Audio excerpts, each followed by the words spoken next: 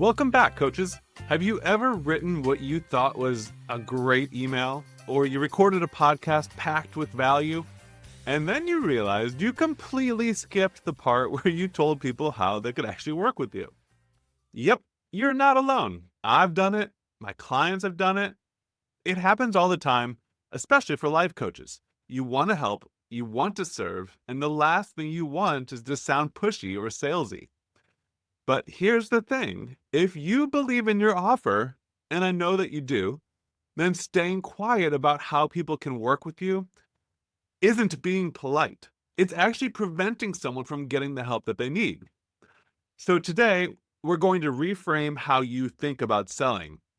I'll walk you through a super simple method that feels natural, helpful, and totally aligned with how you're already showing up as a coach. And yes, it still gets clients saying yes. Let's get into it. Let's start with a mindset shift. Selling is just helping someone solve a problem they already have. That's it. If you know your coaching can help someone, then brushing past your offer isn't being humble, it's keeping them stuck. When selling is done right, it's not pushy, it's serving. You're not saying, buy my thing. You're saying, I understand what you're dealing with. I've helped others with this. And if you want support, here's how we can work together. That is not pressure. That's leadership.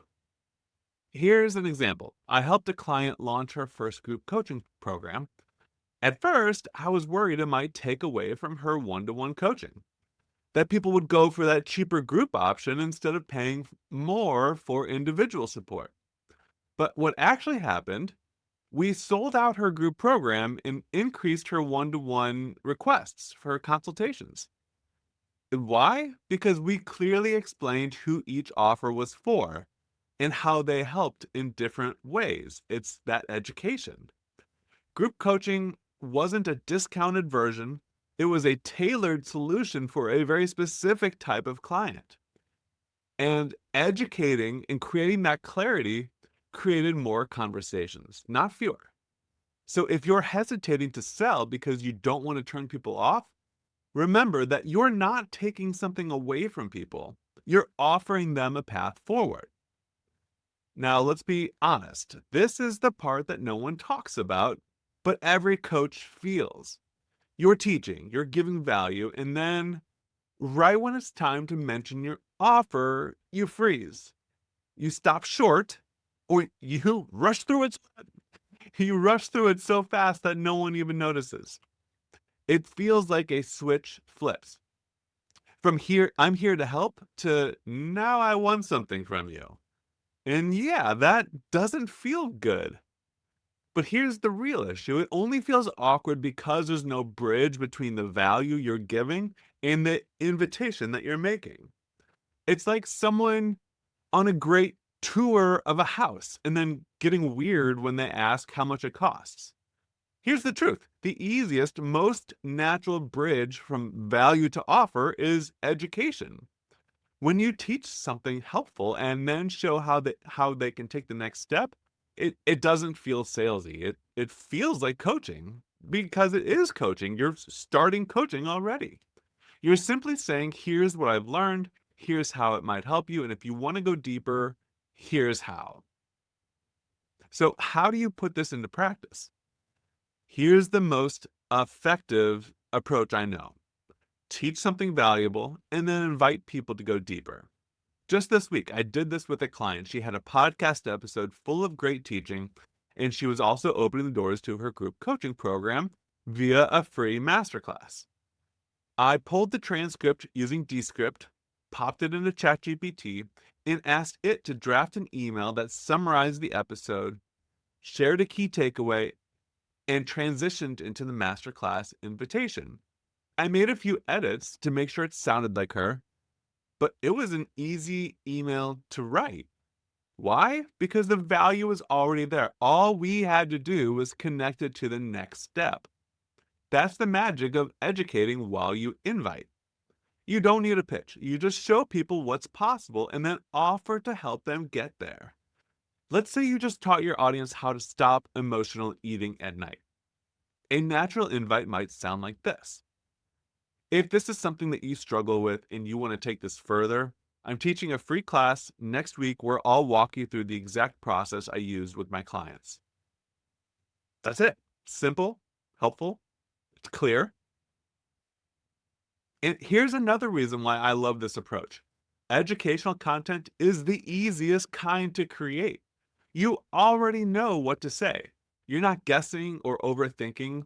It's what you're already coaching on. When you sit down to create, you're in your wheelhouse. You're not trying to prove your value, you're simply sharing it. There's less resistance because the mindset is, let me help. And it's you're not in the mindset of let me perform. It's very different. That subtle shift makes everything easier.